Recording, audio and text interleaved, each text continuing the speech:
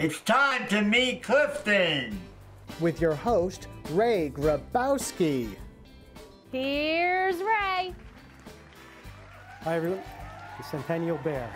Welcome to our first episode of Meet Clifton for 2017. With me I have the Clifton Centennial Bear. Obviously these are for sale along with the Mustang.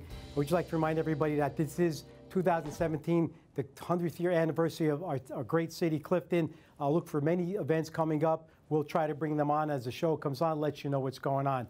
But I'm really excited to get started tonight. We have a really interesting show. We have some great guests.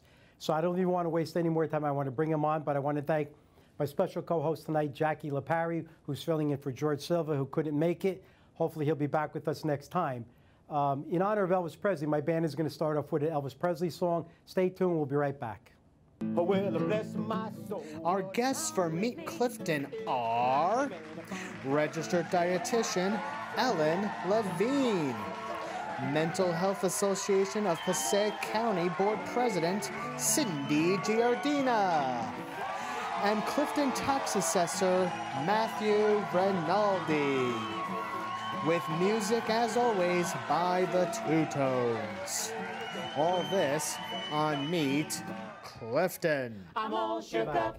Thanks for tuning in, and of course people that know Elvis Presley know his birthday's coming up, and the band just did a great song by Elvis, and hopefully tonight I'll do a few more songs.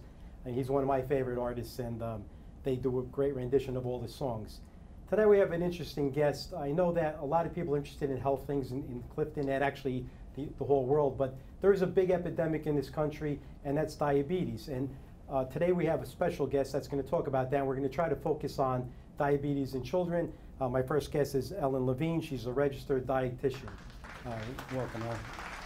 Nice to meet you. Thanks for having me, Ray. We've asked Ellen, she's a registered dietitian, and we've asked her to come on because there's a growing concern with diabetes in this country. And we'd like to focus on children mostly because we notice now, we hear from a lot of schools and principals and things that children are getting slightly overweight, and the concern is diabetes, and it's a serious issue. So we'd like to ask Ellen, just explain a little bit about what's going on with the diabetes in this country. Okay. So yeah, as far as Americans under the age of 20, there's about 208,000 that have both a combination, both type 1 and type 2 diabetes. Okay, so all right, so you're saying type 1 and type 2. So we have to distinguish between the both. So if you could just explain type 1 and type 2. Sure. So type 1 diabetes, you may have heard of juvenile diabetes. That's kind of an antiquated term, but that's really characterized by, it's an autoimmune condition where it's brought on by an illness, a virus, an infection, something like that, really not preventable in any way. And type 2 diabetes was previously thought of as adult onset. Now not so much. We're seeing it earlier and earlier, and that's more characterized by behaviors and lifestyle. Okay, so I understand it. So yes, Jackie. I have a question. Yes. Who's most at risk for diabetes? So in terms of children or people in general, but kids that have a genetic predisposition, so when it's in the family, that's one factor we can't. It's hereditary? Yeah, that's one factor we can't avoid. Genetics and race are really the two factors we can't avoid because of different populations. African Americans, Hispanic Americans, Asian Americans, and Native Americans would be among the highest groups as opposed to Caucasian Americans. So like I said, those are the two factors that we can't really do anything about. But besides that, anyone who's overweight or obese, who's living a sedentary lifestyle, who's not eating the best diet, with high refined carbohydrates. Okay, so exercise and diet really play a factor. Yeah, and stress. Stress is another modifiable factor. Oh, okay. Yeah. And I think we were talking about it before the show that if you think a child or someone has diabetes, are there symptoms, or what would a parent look for if they wanted to find out? What's the symptoms or signs that they would see? It's hard to say because the symptoms that you see might just look like a growing child. If a child's more hungry, well, growing children are hungry. But thirst, that really seems like they can't quench their thirst. An increase in urination, very frequent urination, things like that. Mood swings, it absolutely affects your mood and your behavior. So that could be another symptoms, but also could be symptoms of other things too. Are the symptoms different with children and adults? Or are they the same? Not necessarily. They're pretty. No, they're really pretty similar. Okay. Type 2 diabetes. You know, they're really quite similar. The symptoms. So I think here is, would they pick that up in a regular physical when the child went for physical? Would a doctor look for that if he saw maybe the child was a little overweight? Would he think of checking for diabetes? When they're checking the blood, yeah, the blood levels, absolutely. If they're checking the hemoglobin A1C, they could see that, sure. Okay, so the parent gets the child checked, and they're diagnosed with diabetes. Now, should they take this seriously? Because some parents, they might slough it up, but how serious is this situation? It really truly is a very serious situation because of the outcomes down the road. You know, the outcomes, when someone's diagnosed with diabetes, they don't necessarily have immediate consequences. But down the road, I mean, this could lead to blindness, loss of limbs, renal failure resulting in a life on dialysis. So yeah, it absolutely needs to be taken very seriously, you know, from the beginning. Because obviously, if our society is saying that this is an issue, the parents have a child that's diagnosed, they should really get some help or some type of physician to prescribe things, which actually leads to my next question is, their diagnosis, how do they manage this now? What's the protocol? Exactly what you just said is that you want to work with your team of health professionals. So you want to work with your medical doctor, your registered dietitian, your certified diabetes educator. You want to get on board with those professionals as well as others. You know, there may be others that you seek out. And you need to come up with a plan individualized for your child because as with any illness, it's individual. It affects each person differently, you know. So you have to come up with a plan with the appropriate health professionals, and it's great to have a plan, but implementing the plan is where anything is really going to happen, right? You know, we can have a plan, but if we don't do anything about it. So once you come up with the plan and then implement the plan, the whole family has to be on board. Okay. It's not just that the child with diabetes has to be eating certain things and has to be getting X amount of physical activity. The entire family needs to embrace the lifestyle. Yeah, and anything can be done in that if you create an environment where, you know, positive change is possible, then treating and managing is not that difficult. You know, initially, it's a matter of forming those habits, and so initially there's going to be some pushback, there's going to be some challenges, but you know, once you've created a habit, then you really can manage it. Right. This is a really broad topic, and we could talk a lot about it, but just for the viewers at home, if they don't have it, prevention is big, because that prevention is everything. If we can prevent things. So what are the like parents watching at home, what can we do right now to prevent this from happening? So, you know, educate yourself in terms of a correct diet and exercise. Right. I mean, those are the three things that you need to be focused on are diet, exercise, and stress. So diet, you know, decreasing it's as simple as decreasing the fast food, decreasing the amount of baked goods around the house, decreasing the sugar beverages, which, I mean, you consume so much, we drink so much of our sugar. So decreasing that kind of stuff around the house. Kids, in terms of physical activity, why wouldn't kids be able to get 30 minutes a day? I mean, that's not unrealistic for children. You know, it might be a little difficult for adults that have very busy lives, but for children, and both of those factors then contribute to less stress, because stress reduction, we don't realize how much stress our kids are under, because it's a lot more than we ever were under, you know? Put them under a lot of pressure. Absolutely. But the exercise and the eating better also helps with the stress management. And, you know, talking to your kids about how they're feeling and that kind of stuff, especially if they do have the diagnosis, focusing on how they feel about all that is key too. You know, so therapy might even be a component to management and treatment. And I'm a big advocate on diet. You know, sugar. I think I don't really the sugary beverages and the drinks are not that healthy. No. And I think probably the last thing I can ask for now, because there's just so much that once you have diabetes, can it be cured? So there really isn't a cure per se. Can it be managed to a point where your blood sugar levels are normal? Absolutely. It's, you know, it's difficult, and it requires consistent blood sugar control and stabilization through all of the factors that we're discussing. But we typically wouldn't say that it is cured. Yeah. So, going along with this also applies to adults as well as children. We're trying to focus on children today, but this is also good news for adults. And this is something that we should take serious, and hopefully that we could get more information on this, and you could come back on, we can update this. Absolutely. But thanks for being with us tonight. Thank you. Thank you so much for having me.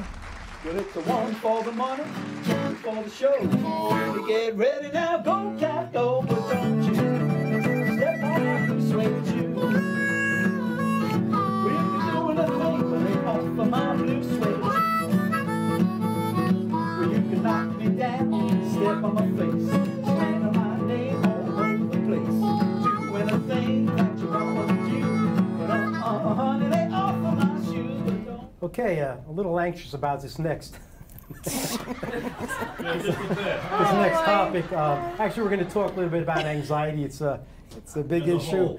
I think everyone here is a little anxious tonight. So, Cindy Giardina is the board president of the Mental Health Association of Passaic County. We'd like to welcome her, Cindy Giardina. Hi, good to see you. All right, thank you. You're not anxious. Anxiety, it's a really big topic. 25 years ago, people had anxiety attacks. They didn't know what it was, sweaty palms. They were breathing shallowly, and they didn't know. But over the, I think, past course 20 years or so, it's really prevalent, and we're seeing it actually more and more today in younger children. So I would like Cindy to just explain the definition, or what is anxiety? Well, you have good anxiety, and then you have anxiety disorder. With anxiety, anxiety is when you feel that feeling of like, I know it sounds, feeling anxious, but you start feeling excited, you might feel a little jumpy. That would be regular anxiety, and anxiety could also be a motivator for you. Right. It's your fight or flight. If you're in danger, then you're going to run. You want that anxiety. However, where it becomes really a problem is that it leads to an anxiety disorder, is when it's very intense and you have this fear and it's more paralyzing, it affects your everyday life. That's when it starts going into panic, anxiety disorder. There's about 18% of adults in the U.S. that have anxiety disorder. Right, because I understand anxiety, it's a necessary factor in our lives, but when it influences your life or debilitates you in some way, where your anxiety attacks, agoraphobia, or whatever, when it changes your lifestyle, it doesn't allow you to function properly, that's when we have a problem. So there's a lot of it going on. How common is this disorder? It's very common. Like I said, 18% of people in the United States that are adults have anxiety. We're not looking at kids yet. Kids are having serious anxiety problems. But it's not even that they're even understanding it. They're just feeling, because anxiety could also be caused by, if you're having too much caffeine, if you're having too much sugar. So that would be more anxiety. But then when it goes into anxiety disorder, there's other parts of it. There's like general anxiety, where you worry about stuff that's not even happening, and it starts really causing a fear in you. Then you might have a phobia. And you hear a lot of people that have bug phobias, but it takes it beyond the next level, where you're not going outside. Like you might have agoraphobia, where you're not going outside, and it really paralyzes the person. It paralyzes their jobs. They can't work. Right, when it starts to disturb your functions every day, in life, yes. That's the problem. I have a question. Sure. When you're suffering an anxiety attack, I read that you should look for 5 things that you should look for something that you could see, smell, touch, or feel to kind of get you through the attack. Is that true? Yes. What I've taught a lot of people is, especially for those at work, if you have, like, this is just some techniques. If you have a hand cream that has a scent, and it's something that's very pleasing to you, not all the time can you have a candle, but if you have a scented, that touches your smell, that affects your smells. A lot of times I use a chapstick, and I like a mint one, but it gives me like a nice feeling on my lips, and it's minty. Hand creams, like I said, even markers, different color markers. If you have stuff that you could touch, like whether it's a little squeeze ball, or sometimes you could keep like a pen or a chapstick in your pocket, and then you're clicking it on and off right, the little caps. right. You want to activate all your senses. One of the other things is music. If you could listen to really soothing music, that would really help. And then of course, you know, you want to do breathing techniques. But when you put, let's say, a hand cream on, it isn't only just soothing your hands, but then you could also smell your hands. Yes. So again, you want to tap into all your senses. And then sight. Have sayings or little, if you have little cards with quotes on it that you really like. Okay. Those are, again, would be a little bit more relaxing and soothing. Okay. I think anxiety is a very big topic, and there's a lot of reasons. If someone has anxiety, it'd probably be a good idea to have someone, you go for treatment, there's professionals, because you don't want to deal with this alone. A lot of people suffer silently. They have stigma attached to anxiety, and they don't really know what it is. And unless they realize that this is a very common thing, to go for help, you know, you have a toothache, you go to the dentist. You know, if you need glasses, you go to eye doctor. So if you have anxiety, it's just something else that you need to get help with. And I know there's many different types of treatments. I don't know what type you would. Well, usually with anxiety too, sometimes you're looking at it as, oh, you're just feeling anxious, get over it. Right. But that's not it. It's really, anxiety disorder is a real serious mental illness. But we don't want to think of it as a mental illness because there's so much stigma. That's why now we're so glad that Clifton is stigma-free. Yes. Right. And we are having this conversation. But when you're having, go to the doctors. If you're feeling that you're not able to manage throughout the day, you start having these chest pains, you start having palpitations, you want to go to a medical doctor first. Right. Let them do some blood work. Let's make sure there's nothing medically wrong. Right. Right, because a lot of people, when they say they're experiencing it, they're saying, gee, I was rushed to the hospital, I thought I was having a heart attack. Sure. But that's the first thing they think, and then they're relieved that it wasn't. Right. But there's an underlying. But now they have a panic attack because when you're feeling that, it's really leading to a panic attack. When you're having a panic attack, you basically, you really don't know what the difference is. Is there medication that you could take for anxiety disorders? But you go to the doctor first. Let's rule out anything medical. Right, They might suggest then you're going to see a psychotherapist, you'll see a psychiatrist. There's different anti-anxiety medications to take. Right, so, but treatment is successful. Oh, people don't need to think that they're alone with this. There are treatments available, and probably, I don't know the percentage, but most of the time people can get cured with this. They don't need to feel the shame. Well, it's not a cure, it's more that it's coping, Right, exactly. They learn how to cope with it, because anxiety is necessary in your life. Or That's how to right, we manage need anxiety. How to manage it. In Clifton now, do we have any mental health resources here for people? Sure, the Mental Health Association in Passaic County. Okay. That's at 404 Clifton Avenue, and that's in Clifton. Okay. And you want me to give their phone number? Yeah, you can, and we'll put it up on the screen. All right, perfect. Their phone number is 973-478-4444. That's 973-478-4444. They have all the resources. Everything is free. Right, that's what I was going to ask. Everything is free. because a lot of people are afraid they don't have the means. Sure. But we want people to understand there is help available. This is not a disorder that's not curable.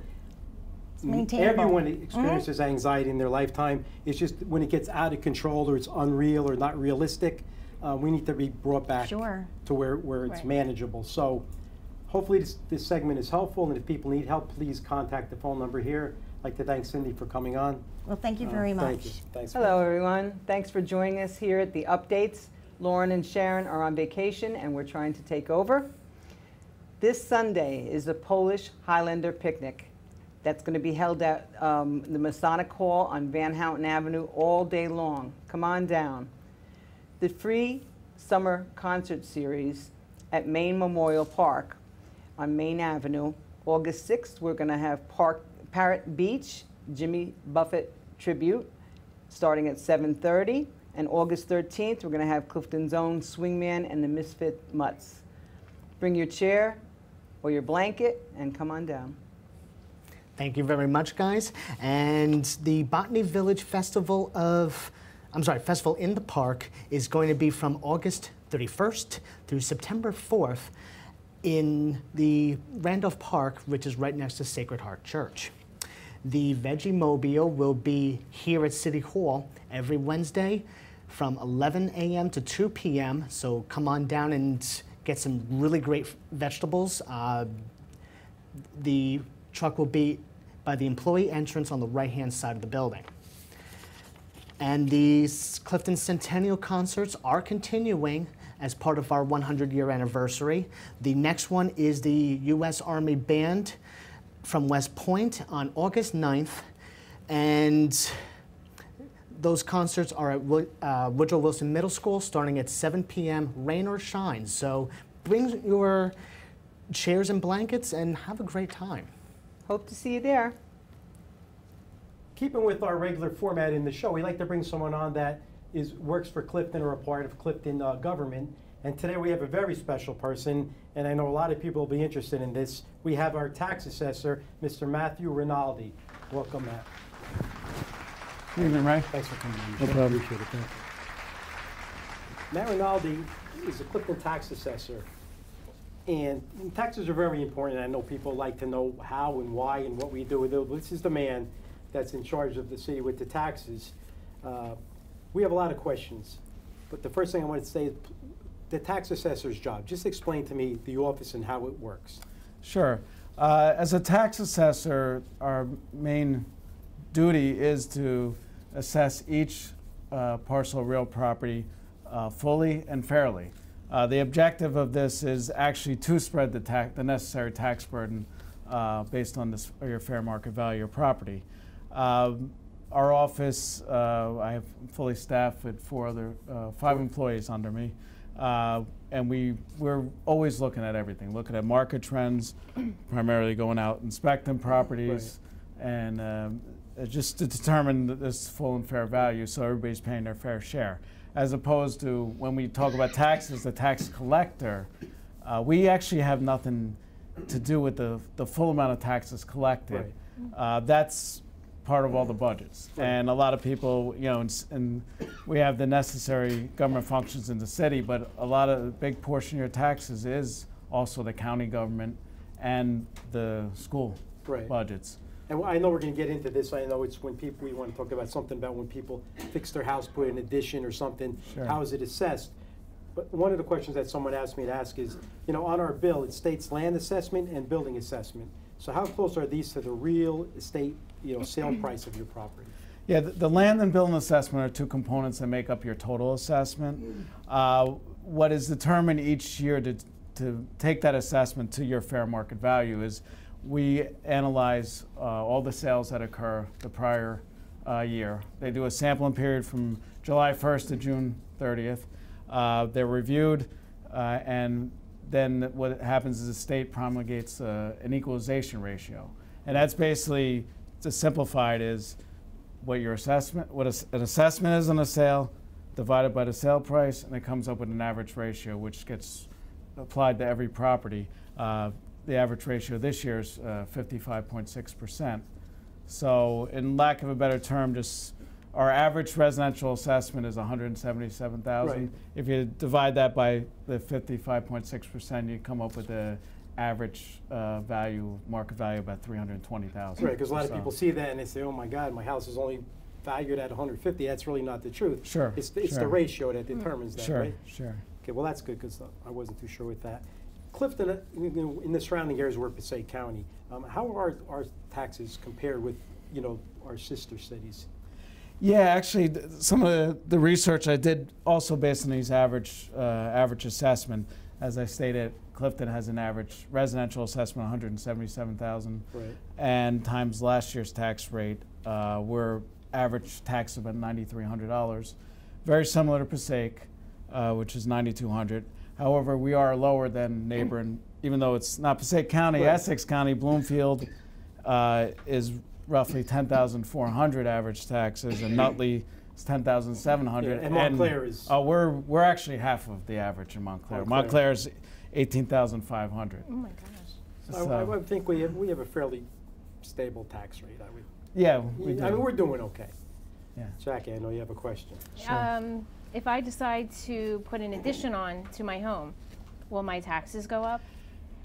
We do look at all the permits, mm-hmm. and we determine at that time if your property, because as I was stated before, my duty as a tax assessor in the state constitution is ad valorem, to value. Right. So if that does increase your value, yes, and your taxes would increase. Okay. But like you said, you're increasing your value. Right, This is of the home. the same Right. thing when people do kitchens and bathrooms, and when they're going to market their properties, they're always, that's one of the big selling points, and they have increased their value. And I have one other question. Sure. Are there any tax benefits for senior citizens or war veterans? There is deductions that have actually, their state mandates, they've remained, you know, stagnant, but they're $250 deduction for a veteran if you qualify, and $250 for seniors. There are income requirements on that, but we do have the forms in our office, and then once we have that, we share it with the tax collector, so they credit your tax bill. Okay, good. Just two other things. If you put a pool in your yard. I was going to ask that, Sure. yes. All right, pools are very interesting. Because, now, pools are very interesting because an in-ground pool, yes, because it comes attached to the property, the real property. But above As ground? opposed to above ground pool is removable. And unless there's substantial decking around it, that does increase your value. Okay. How about a shed?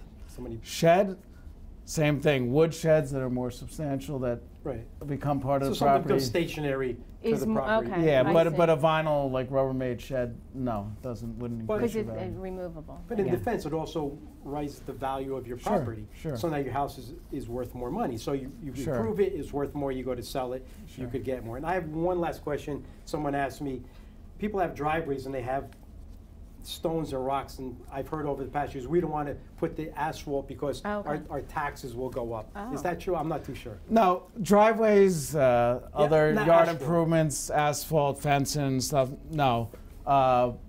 Pavers, brick pavers, they can, well, more so the concrete patios and decks.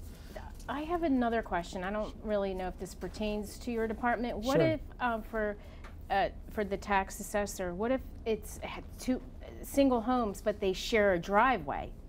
How is that assessed? It's one driveway that the neighbors share. Is that like an easement thing? Well, if they share driveways, that is taken into account into your assessment. It could, you know, it affects your value. Yeah, it's a good question, because I don't know who actually owns the driveway. Right. Well, they have agreements and easements, but it does become that's like another thing, just if I can interject, when we're talking about everybody's always worried about values going up. Right. A lot of our determination too, when we review things and when problems happen to properties, fires, demolitions, condition of property, we do also lower values too as part of review. We're constantly reviewing all year. It's not necessarily just going to increase your value. So why I had Matt on was simply just so we could understand a little better of what goes on in the tax assessor's office. Obviously, you have questions or anything, City Hall is right here. You come in and ask. But we thank Matt. Thanks for coming on. If we have any more questions, hopefully you'll come back on with us. Thank you. Thanks for coming. Thank you. Somewhere up in New York way, where the people are so gay, twisting the night away. If I have a fun, put the trouble on the run. Then you find the old and young, twisting the night away. They're twisting. Everybody doing great. Twisting the night away. Thanks for tuning in tonight. I think we had a really good show. We learned a lot of information. I'd like to thank Cindy, Ellen, and Matt Rinaldi, our tax assessor, who explained a lot of things about Clifton and our taxes. Again, Happy New Year for 2017. I'd like to thank all my staff for making this a great show. We're hoping to continue on with this for many, many more episodes. I'd like to thank my special co-host tonight, Jackie LaParry, who did a fabulous job. And we always enjoy having her here, and hopefully she'll come on again. Unfortunately, George Silva couldn't be with us tonight, but he'll be back next time. Also like to thank the band for coming in and doing their renditions. Of course, Elvis Presley's birthday's coming up January 8th, so we have a couple of songs for him. So I'd like to thank them. Again, thank everyone for tuning in. Like to say, be good to your friends and family, respect your neighbors, keep Clifton close to your heart. This is a great city. Thank you, God bless, and good night.